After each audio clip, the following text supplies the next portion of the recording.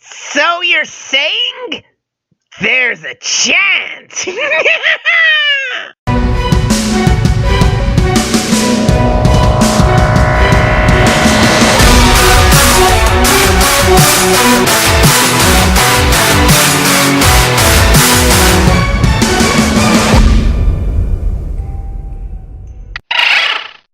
Hey there, ghosting ghouls, Warlock Boo here, and I got something I'm talking about very special today. If my title wasn't enough to tell you, today we are talking about the Super Smash Ultimate Final Direct.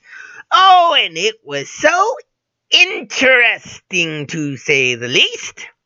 Now, the whole direct really starts out with the creator telling us these are the last characters you will see in this game, in the base game.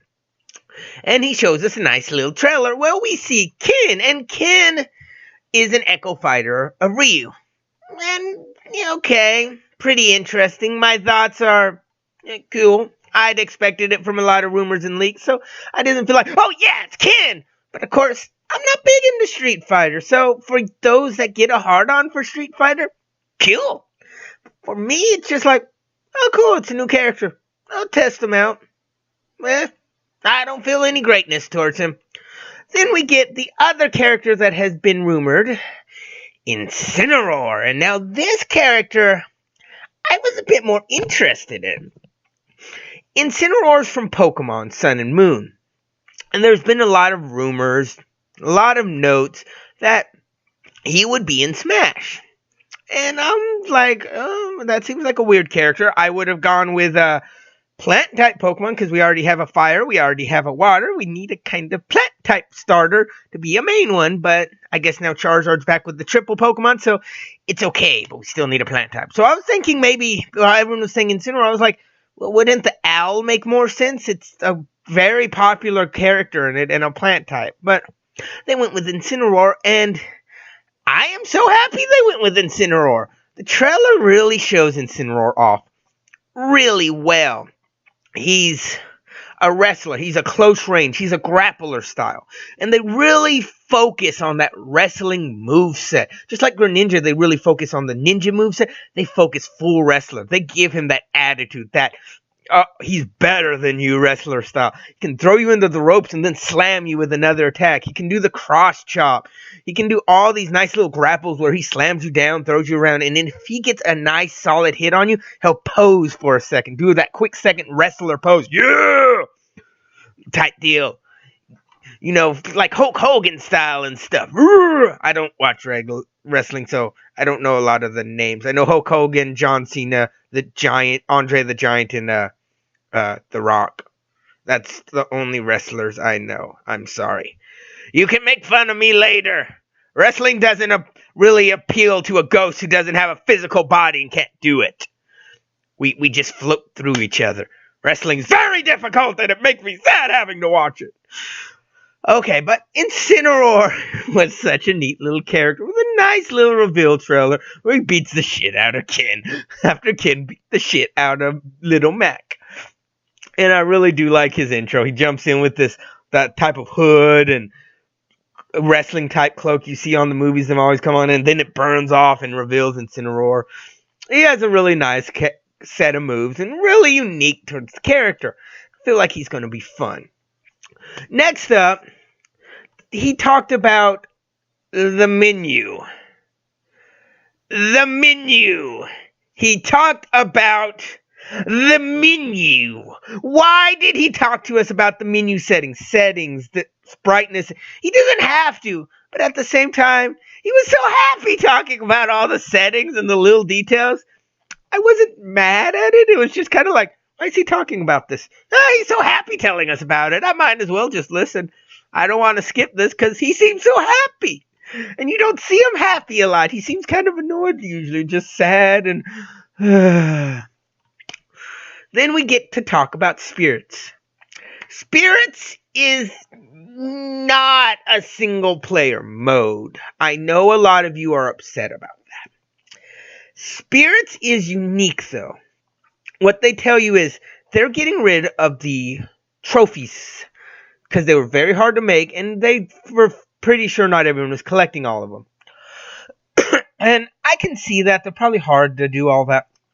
I like the trophies. I loved reading that. But they did replace them with something more you'd want to collect. Spirits. What spirits are in his description are, we all know the characters are just toys in our world. Someone's imagination. But what if some of them are being stopped from coming back to our world? Back to where they belong? And they're trapped as spirits. These spirits you can free and use. You can connect them to your character to give yourself a power boost. And then connect smaller spirits to those big spirits to give yourself more abilities like a higher jump, faster move speed. Or you can sacrifice the spirits to an amiibo to make them stronger. Send a spirit home to collect their cores and use the cores to get a better spirit. There's all kinds of events to get spirits, all kinds of different ways to get spirits, and all of them are centered around that certain spirit. Say if you want the little spiky thing from Mario, they showed you'd have to fight one of the Kooplings and a bunch of little Bowsers. All of the spirits are attached to characters that make sense for them to be attached to, and you have to beat that character with special ways and special different things to collect the spirits. And you really want to collect these spirits. There is spirits from so many games that could not make this. Custom Robo, and yes, I know what that is. I had that on the GameCube, and it was awesome. There's spirits from Splatoon that couldn't be in here. Spirits from Sonic that couldn't be in here. So if they're not an assist trophy, they're not in a Pokeball, if they're not a playable character or in the background of a stage, they will be in here in spirit. So in a way, you still get your character to play with. Now, at first, when he starts talking about this, I'm like, oh, it's not this. And I've seen this reaction to other people's videos. Oh, it's not. But as he starts talking about it, it's kind of interesting. It's kind of different. It's unique. It's okay. That's kind of cool. That's going to add a lot of depth to my play. Ooh, what character would I use and what's their abilities? I want to see this. And then there's other things you can unlock to enhance your spirits or learn them new traits and abilities. And wow, that's a deep system. It's kind of cool. And then there's a triangle, like you have fighters, grapplers, and blocker spirits. Fighters are strong against grappler spirits. Grapplers are strong against shield spirits, and shield spirits are strong against fighter spirits. Okay, so there's more of a strategy to this. Okay, so I want to use my right spirit. All right. And that's a whole new level of play. Whole new level of play. They also showed off, well, more about the menu, which he went all in detail about this menu. All these little tiny features you can do just from the language setting and changing the language also changes the voices so they are said and talk in that different language so you can hear the different styles, because he said that's apparently important to people, so he wanted to do it, which I like that feeling. We also got little new details about some characters, little tips in this, and he showed off some more of the assist trophies. Now there are more assist trophies in the game than Pokemon. Which, okay, cool. I've never actually counted how many, but cool. And Shadow, unfortunately, is going to be an assist trophy. I know all of you are sad because it made sense. It sounded like he was, but he's just an assist trophy. Then he talked about DLC. He said there will be some DLC in this game. And he stops for a minute, stares at the camera, and says, I'll never get to rest with this, will I? And that made me laugh. My wife was watching it with me, and she did not understand why that was funny to me. But so many of you that have followed Smash and followed the creator know why that's funny. But there will be DLC. There are 5 packs planned. Each pack will be $5.99, coming with a character, a stage, and music. Or you can get the whole pack for get all the packs for $25. And he said, we are still working on these characters. They are not ready yet. They are not ready to be shown yet. These are not ready. So if you buy the whole pack, the 25 pack, it's because you believe that we are making something good and that we are going to do this right, or you can wait for them individually. And I like that. That makes me trust the game more. Telling me you don't have to buy this. No, there's no push pressure on you. But if you believe in us, please do. That makes me want to buy it more. Not telling me how great this is going to be. Not telling me, oh, it's going to have all this. No. He was honest with us. He made me feel, yeah, I kind of trust you with that. That's honesty, in my opinion. You can't just, yeah, I'm going to trust you more with it. But he did say there was one character they are ready to show.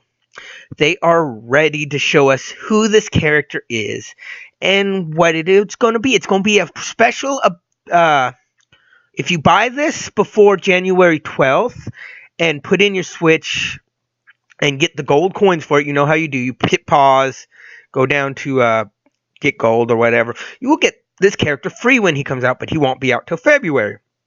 He's not in the fighter pack. He's his own thing, and he'll come out later to buy separately if you want. This character has the internet so divided. This character is Piranha Plant. Not Petty Piranha. Not any character anyone's asked for, but Piranha Plant.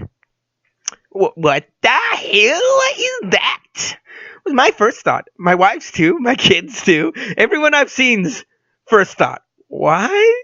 But then they show this character. It's so unique. So interesting. I want to play it. It's a tricky fighter. It can do poison, shoot metal balls, stretch itself, do quick dashes to get to the side, has a little propeller motion. And piranha plants have feet, by the way, which is strange. But so many people are divided. They're like, why'd they do this? They could have done this character or this character. Why would they do this? Well, because they wanted to. It's unique, and it kind of shows us what the other DLCs could be. If they can make a piranha plant look interesting to play as, unique to play as, and make me want to play as it, what the hell are they going to put in for the DLC pack? I want to know this. They can go all out for this.